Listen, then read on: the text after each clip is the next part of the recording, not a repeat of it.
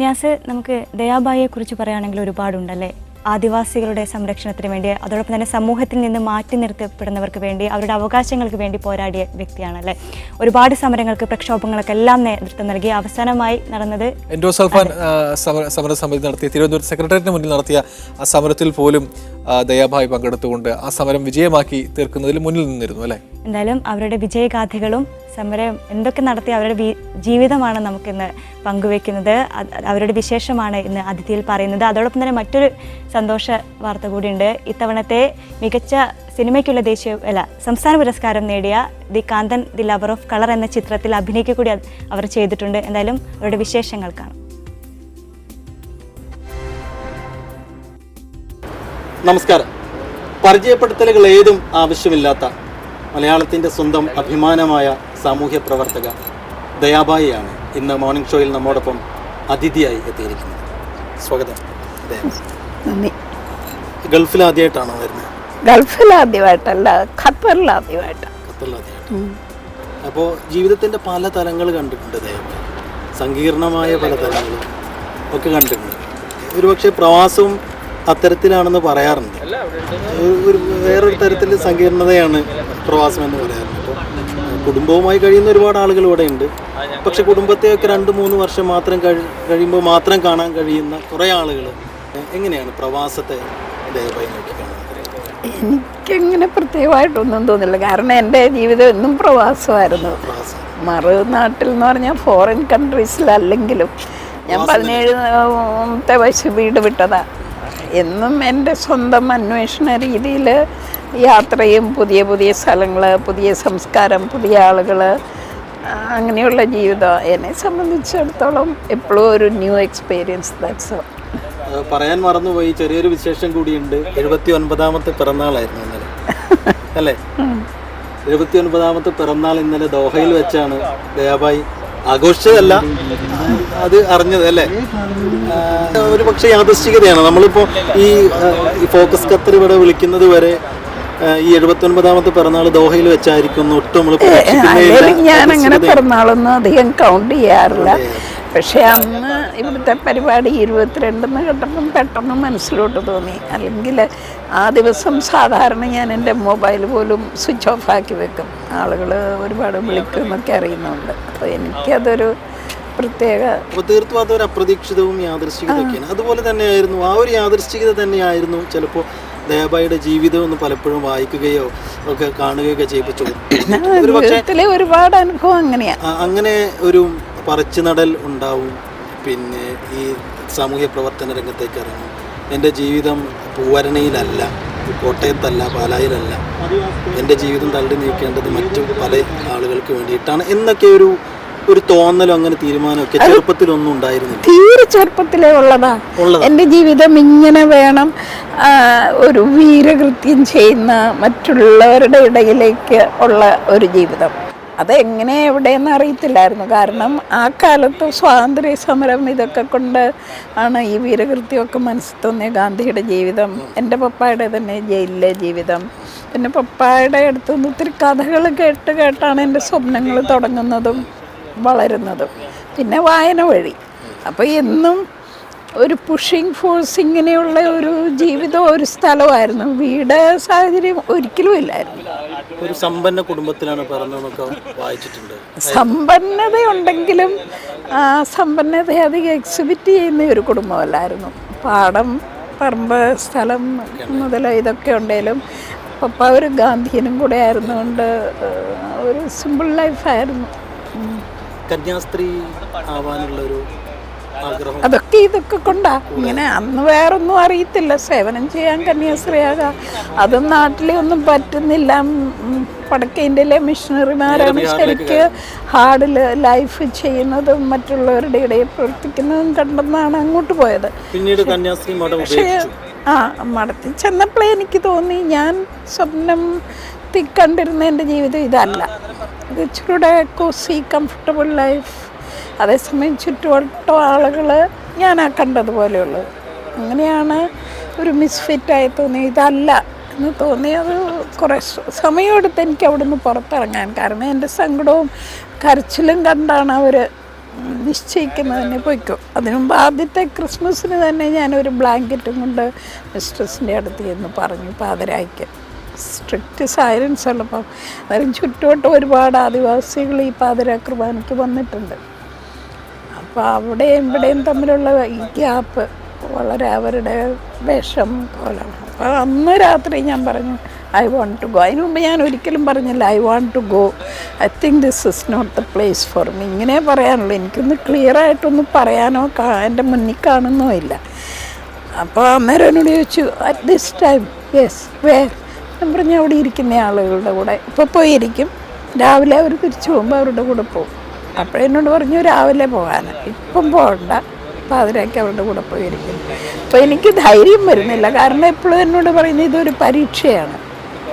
അപ്പം ഒന്നും പോയില്ല. പിന്നെ കുറേ നാൾ എൻ്റെ സങ്കടവും കരച്ചിലും കണ്ടിട്ടാണ് ഹയർ സുപ്പീരിയർ പിന്നെ നിശ്ചയിക്കുന്നത്. മേഴ്സി മാത്യു ദയവായി ആവുകയാണ് ആയി. പിന്നെ എൻ്റെ വഴി എനിക്ക് ക്ലിയർ ആയതിനു മുമ്പ് ഞാനൊരു ഡാർക്ക് പീരീഡിലാണ് ജീവിച്ച്. എവിടെ എങ്ങനെയെന്ന് എനിക്കറിയില്ല. അതേസമയം ഒരു ഇന്നർ പുഷ് ഉണ്ട് താനും, ഒരു വേഗിലി ഒരു ഐഡിയ ഉണ്ട്. അത് എവിടെ സാധിക്കുമെന്ന് അറിയില്ല. പക്ഷെ ഇവിടെ ഇത് ശരിയായിട്ട് എനിക്ക് ഫീൽ ചെയ്യുന്നു. This is I found my way. ഈ മേഴ്സി മാത്യു എപ്പോഴാണ് ദയാബായി എന്നുള്ള ഇവിടെ മുതൽ 40 വർഷം മുമ്പ് ഈ മധ്യപ്രദേശിൽ വന്നപ്പോൾ മുതൽ ഇവിടെ എങ്ങനെയാണ് ആ ഒരു പേരിലേക്ക്? അതെ, എൻ്റെ പേര് മേഴ്സി എന്നാണ്. ഒരു ഇംഗ്ലീഷ് പേരും വെച്ചുകൊണ്ട് ഈ അറിവൊന്നും ഇല്ലാത്തവരുടെ കൂടെ ഇടപെടുമ്പോൾ ഐ എം നോട്ട് കംഫർട്ടബിൾ. എനിക്ക് എൻ്റെ വലിപ്പം കാണിക്കാൻ ഒരിക്കലും ഇഷ്ടപ്പെട്ടില്ല. ഞാൻ റെഫ്യൂജി ക്യാമ്പിൽ വർക്ക് ചെയ്യുമ്പോൾ ഈ മേഴ്സി എന്നുള്ള പേര് പറയുമ്പോൾ അവർക്കൊരു പ്രയാസം, മൂഷി എന്നൊക്കെ വിളിക്കുമായിരുന്നു. അപ്പോൾ അവിടെ ഞാൻ പറഞ്ഞു എന്നെ കരുണ എന്ന് വിളിച്ചു, ബംഗാളിയിൽ അതിൻ്റെ ട്രാൻസ്ലേഷൻ. അപ്പോൾ അവർ കരുണ എന്ന് വിളിക്കും. ഇനി ഞാൻ ഇതിൻ്റെ ഇടയ്ക്ക് ഞാൻ ഹരിയാനയിൽ ജോലി ചെയ്തപ്പം അവിടെ എല്ലാവർക്കും ഒരു വതിയുണ്ട്, ചന്ദ്രാവതി, സൗമതി, ഇങ്ങനെ. അപ്പോൾ അവിടെ ഞാൻ ദയാവതി എന്ന് എൻ്റെ പേര് അവരോട് പറഞ്ഞു, എൻ്റെ പേരിങ്ങനെയാണ്. പക്ഷെ ഇവിടെ വന്നപ്പം ഈ ബായി എന്ന് പറയുന്ന ഇവർ നല്ലൊരു അഫെക്ഷനേറ്റ് പേരാണ്. അത് ബ്ലഡ് റിലേഷനുള്ള എല്ലാവരെയും പരസ്പരം, അമ്മ മോളെയും വിളിക്കും ബായി എന്ന്, മോൾ അമ്മയും വിളിക്കും, ചേച്ചിയും വിളിക്കും, അനിയത്തിയും വിളിക്കും, ഗ്രാൻഡ് ഡോട്ടറിനെയും വിളിക്കും ബായ്. പക്ഷേ കെട്ടുവന്ന വേളെ ഒരിക്കലും ബായി എന്ന് വിളിക്കാം. അപ്പം ഈ രക്തബന്ധമുള്ള നല്ലൊരു ബന്ധമുണ്ട്. അതിൻ്റെ പുറമെ ഞാൻ അവിടെ ജീവിച്ചപ്പം കൊണ്ട് നമ്മൾ പൊതുസ്ഥലത്ത് വലിയ ടൗണിലോ ചന്തയിലോ ഒക്കെ ചെല്ലുമ്പം നിങ്ങളെപ്പോലെയൊക്കെ കേമന്മാരും കേമികളും ഒക്കെ ഞങ്ങളോട് ബായി എന്നും പറഞ്ഞൊരു തട്ടി ഞങ്ങളെ വിട്ടും വി ആർ നോ ബഡീസ്. ഞാനതുമായി ഇവിടെ വന്നു കഴിഞ്ഞപ്പോൾ ദയ എന്ന് പറഞ്ഞ വേർഡ് പക്ഷെ ഹിന്ദിയിലും എല്ലാവർക്കും അറിയാവുന്നതാണ്. അതെ, മേഴ്സിയുടെ നേരിട്ടുള്ള ട്രാൻസ്ലേഷനും കൂടിയാണ്. പിന്നെ പറഞ്ഞ പോലെയുള്ള ഒരു അഫെക്ഷനും എന്തൊക്കെയോ ഒരു ദയ എന്നുള്ള വേർഡിനുണ്ട് അല്ലേ? ഇഷ്ടമായിരുന്നു അല്ലേ അങ്ങനെ വിളിക്കുന്നത്? പക്ഷേ ഇഷ്ടമായിരുന്നു. എന്നാലും ആദ്യം ഇങ്ങനെ മറ്റുള്ളവർ ഈ ഹൈ ലെവലിൽ എൻ്റെ ഒപ്പമൊക്കെ ഉള്ളവരാ അറിയാതെയാണേലും ബായിന്നോ ഒക്കെ വിളിക്കുമ്പം, അല്ലെ ദയാബായി എന്ന് പോലും വിളിക്കുമ്പോൾ എനിക്ക് പ്രയാസം. ദയാന്ന് വിളിച്ചാൽ ഓൾ റൈറ്റ്, ബായി എന്നുള്ളത് എടുക്കാൻ ഇച്ചിരി ഉള്ളുകൊണ്ട് ഒരു വേദന ഉണ്ടായിരുന്നു. നമ്മൾ ഡീക്ലാസിങ്ങിൻ്റെ ആ വേദന. പക്ഷേ I wanted it, so I went through it. അപ്പോൾ BSc LLB MSW പൂർത്തിയാക്കി ബോംബെ യൂണിവേഴ്സിറ്റിയിൽ നിന്ന്. പിന്നെ അതിൻ്റെ പുറമെ ഒത്തിരി കോഴ്സ് വേറെ ചെയ്തു. ഫെമിനിസ്റ്റ് തിയോളജി ചെയ്തു, എൻവയോൺമെൻറ്റൽ തിയോളജി ചെയ്തു. പഠനം ഒരു എത്ര വയസ്സ് വരെ പഠനം തുടർന്നു? അതെല്ലാം ഇങ്ങനെ ജോലി ചെയ്യാൻ വേണം. കാരണം കൂടെ പഠനവും പോകുന്നു. MSW പഠിച്ചുകൊണ്ടിരിക്കുമ്പോഴാണേലും ഞാൻ സാൻഡ്വിച്ച് പോലും ഉണ്ടാക്കി സ്കൂളിൻ്റെ മുന്നേ പോയി ഇന്ന് വിറ്റിട്ടുണ്ട്. പിന്നെ ഞാൻ ഗ്രീറ്റിംഗ് കാർഡ് ഉണ്ടാക്കി വിൽക്കും. പിന്നെ അതിൻ്റെ ഇടയ്ക്ക് സെറാമിക്സ്, ഇങ്ങനെ പലതും ചെയ്ത് ഒക്കെയാണ് ചെയ്തത്. ഈ സമയത്ത് കുടുംബമായുള്ളൊരു അത്യാവശ്യ ബന്ധങ്ങളുണ്ട്, അത്രയേ ഉള്ളൂ. പോയത് ഞാൻ നേഴ്സിംഗ് പഠിക്കുമ്പം കേരളത്തിൽ വന്നപ്പോൾ അത് കഴിഞ്ഞിച്ച് പിന്നെ ഞാൻ അധികം പോയില്ല. പക്ഷേ ഈ മധ്യപ്രദേശിൽ വന്നു കഴിഞ്ഞ് എൻ്റെ വഴി ഞാൻ ശരിക്കും കണ്ടുപിടിച്ചെന്ന് തോന്നിക്കഴിഞ്ഞാണ് ഞാൻ വീട്ടിൽ അതും കേരളത്തിൽ എന്താ പരിപാടിക്ക് വന്നപ്പോൾ പോയി. അപ്പോൾ എന്നെ കണ്ടപ്പം പപ്പ ചോദിച്ചു ഇത്രയും വേണമായിരുന്നു എന്ന്. കാരണം എൻ്റെ വേഷം, കോലം, സ്കിന്ന് എല്ലാം മാറി, നിറം, പിന്നെ കാത് മുഴുവൻ വള, ഇങ്ങനെയൊക്കെ ആയിക്കഴിഞ്ഞപ്പോൾ എന്നോട് ചോദിച്ചു ഇത്രയും വേണമായിരുന്നു എന്ന്. അപ്പം വാതുക്കൽ ഇങ്ങനെ കുരിശ് രൂപം കിടക്കുന്നുണ്ട്. അപ്പോൾ അത് ഞാൻ ചോദിച്ചു പപ്പ ഇത്രയും വേണമായിരുന്നു എന്ന്. ഭർത്താവൊന്നും പറഞ്ഞില്ല. ഇങ്ങനെ തല കുറുക്കി അപ്പുറത്ത് പോയി കണ്ണുനീര് തുടയ്ക്കുന്നത് ഞാൻ കണ്ടു. അപ്പോൾ എനിക്ക് പാവം തോന്നി. പക്ഷേ നമ്മൾ തീരുമാനിച്ചു കഴിഞ്ഞിട്ടുണ്ടായിരുന്നു. പിന്നീട് എൻഡോസൾഫാൻ ഇരകൾ കുറേയായി അവിടെ ബുദ്ധിമുട്ടും യാതനകളും അനുഭവിക്കുന്നു. അതിലേക്കൊരു ശ്രദ്ധ പതിപ്പിക്കണമെന്ന് ഞാൻ ഒരിക്കലും നേരത്തെ അവർ വിളിക്കുമായിരുന്നു. പക്ഷെ അന്നൊക്കെ ഞാൻ ഈ ഇവിടെ സമരത്തിനൊന്നും വരണമെന്ന് ആഗ്രഹിച്ചില്ല. നമ്മൾ വന്ന് മൈക്കിൻ്റെ പിന്നെ 2 വാക്ക് പറയും, തിരിച്ചു പോകും. നാളെ നമ്മൾ ഫേമസ് ആവും. That's not the thing. അവരുടെ കൂടെ ഇൻവോൾവ് ചെയ്യണമെന്ന് ആഗ്രഹമുണ്ട്, എനിക്ക് ബോധ്യമുള്ള. പക്ഷേ ഇത് ഭയങ്കര ഹ്യൂമൻ റൈറ്റ്സ് വയലേഷനായിട്ടാണ് ഞാൻ കാണുന്നത്. പിന്നെ ഇതിൻ്റെ ഫലങ്ങൾ കാണിക്കാൻ തുടങ്ങിയപ്പോൾ മുതൽ ഗവൺമെൻറ് ഇവരോട് എടുക്കുന്ന നയം I don't think it is right. പിന്നെ ഈ ജീവികൾ ഒരു ഹാഫ് ഹ്യൂമൻ ലൈഫ് പോലും ഇല്ല പലർക്കും. ഇവരിങ്ങനെ കിടക്കുന്ന ഇന്ന് ഗവൺമെന്റിന്റെ അവരോടുള്ള നയം വരും. എൻഡോസൾഫാൻ അല്ല ഇതിനുള്ള കാരണം എന്ന് ചിന്തിക്കുന്നവർ പോലും ചിന്തിക്കല്ല അവർക്ക് പറയുന്നത്. ഞങ്ങൾ ഇപ്പോഴത്തെ കളക്ടർ ആള് പറയുന്നതാണ്, ഞാൻ അഗ്രികൾച്ചറൽ PhD നിങ്ങൾക്ക് വല്ലതും അറിയാവോ, നിങ്ങൾ വല്ലതും വായിച്ചിട്ടുണ്ടോ, അറിയാവോ, നിങ്ങൾ എന്തെങ്കിലും സ്റ്റഡി ചെയ്തിട്ടുണ്ടോ എന്നൊക്കെയാണ്. ഞാൻ പറഞ്ഞു സ്റ്റഡി ചെയ്തിട്ടില്ല, ചെയ്തിട്ടുള്ളവരുടെ റിപ്പോർട്ടുണ്ട്. അന്ന് എൻ്റെ കയ്യിൽ റിപ്പോർട്ടില്ലായിരുന്നു. പക്ഷെ ഞാൻ കേട്ടിട്ടുണ്ട് കർണാടകയിൽ നിന്നൊരു ഡോക്ടർ ഇവിടെ കുറേ നാൾ ഇതേപ്പറ്റി റിസർച്ച് ചെയ്ത് മണിപ്പാൽ യൂണിവേഴ്സിറ്റിയിലെ ടോക്സിക്കോളജിയുടെ ഹെഡ് റിസർച്ച് ചെയ്തേച്ച് അയാൾ എഴുതിയ റിപ്പോർട്ട് അനുസരിച്ച് ഇത് 5 തലമുറ വരെ തുടരുമെന്ന് കേട്ടിട്ടുണ്ട്.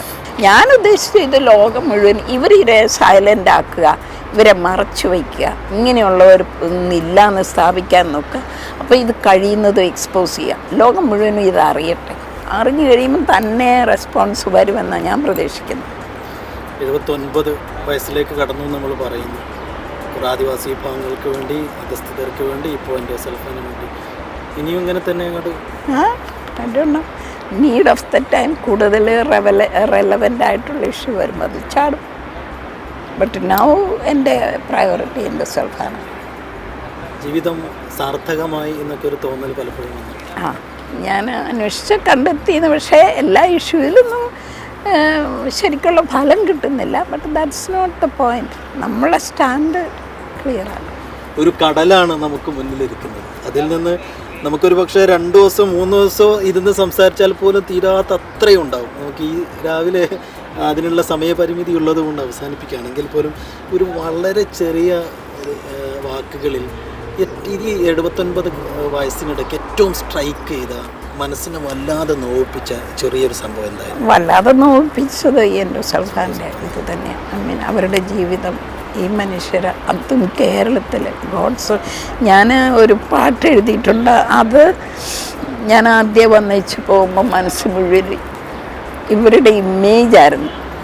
I couldn't bear it. I was broken. ആ പാട്ടിൻ്റെ 2 വരി ഞാൻ വേണത് എനിക്ക് പാടാൻ ഞാൻ ഒത്തിരി കരയൂ കരയൂ കേരളമേ എന്നാണ് തുടങ്ങുന്നത്. അതാണ് ആ ഫ്ലവേഴ്സ് ചാനലിൽ ലാസ്റ്റ് പാടുന്നത്. കളിയില്ല, ചിരിയില്ല, ഒരു ജീവിതമില്ല, കഥയില്ല, കനവില്ല, കൂട്ടുകാരില്ല, ഒരു താങ്ങാകൂ, നെഞ്ചോട് ചേർക്കൂ, ഒരു ജീവിതം ഞങ്ങൾക്ക് തരുമെന്ന്. അവർ വേറൊന്നുമില്ല, അവർക്കൊരു ജീവിതം. അത് എനിക്ക് തന്നെ വിശ്വസിക്കത്തില്ല ഞാനതെങ്ങനെയാണ്. കാരണം ആ മലയാളം വാക്കുകളൊന്നും എൻ്റെ യൂഷ്വൽ ഇതിലുള്ളതല്ല. ഞാൻ മലയാളം വർഷങ്ങളായിട്ട് എഴുതിയിട്ടില്ല. അപ്പോൾ എനിക്ക് തോന്നുന്നു ഈ ഉപ്പർവാല സംതിങ് ബിയോണ്ട് മീ ഹാപ്പൻസിൽ ഇറങ്ങിയപ്പോഴേ അത് അങ്ങനെ പോകുന്നു. എന്തായാലും നമുക്ക് സമയപരിമിതി ഉള്ളത് കൊണ്ട് ഈ അനുഭവം പറച്ചിലുകൾ ഇവിടെ അവസാനിപ്പിക്കേണ്ടി വരികയാണ്. എന്തായാലും വളരെയധികം നന്ദി. ഞങ്ങളോടൊപ്പം അല്പസമയമെങ്കിലും ചെലവഴിക്കാൻ കഴിഞ്ഞതിന് വളരെയധികം സന്തോഷമുണ്ട്. നമ്മളും ഇപ്പോൾ ഞാനും ഒട്ടും പ്രതീക്ഷിച്ചില്ല. ഞാൻ കേരളത്തിലൊക്കെ ഒരുപാട് ജോലി ചെയ്തിട്ടുണ്ട്. ദോഹയിൽ വെച്ച് ദയാബായിയെ ഒരു ഇൻ്റർവ്യൂ ചെയ്യാൻ കഴിയുന്ന ഒരിക്കലും ജീവിതത്തിൽ പ്രതീക്ഷിച്ചിട്ടില്ല. അപ്രതീക്ഷിതവും യാദൃശ്ചികതയാണല്ലോ ജീവിതം. അതുതന്നെയാണ് ദയാബായിയുടെയും ജീവിതം. എന്തായാലും കുറേ കാലം കൂടി ഇങ്ങനെ തന്നെ മുന്നോട്ട് പോകാൻ കഴിയട്ടെ എന്ന് ആശംസിക്കുകയാണ്. കാരണം ഒരുപാട് ജനവിഭാഗങ്ങൾ ഒരു പക്ഷേ ദയാബായിയെ കാത്തിരിക്കുന്നുണ്ടാവും. ആ കാത്തിരിക്കുന്നവരിലേക്കൊക്കെ ദയാബായിക്ക് എത്താൻ ഊർജ്ജസ്വലതയോടുകൂടി, ആരോഗ്യത്തോടുകൂടി എത്താൻ കഴിയട്ടെ എന്ന് എൻ്റെയും എൻ്റെ സ്ഥാപനത്തിൻ്റെയും പേരിലൊക്കെ ആശംസിക്കുന്നു. വളരെയധികം താങ്ക് യു.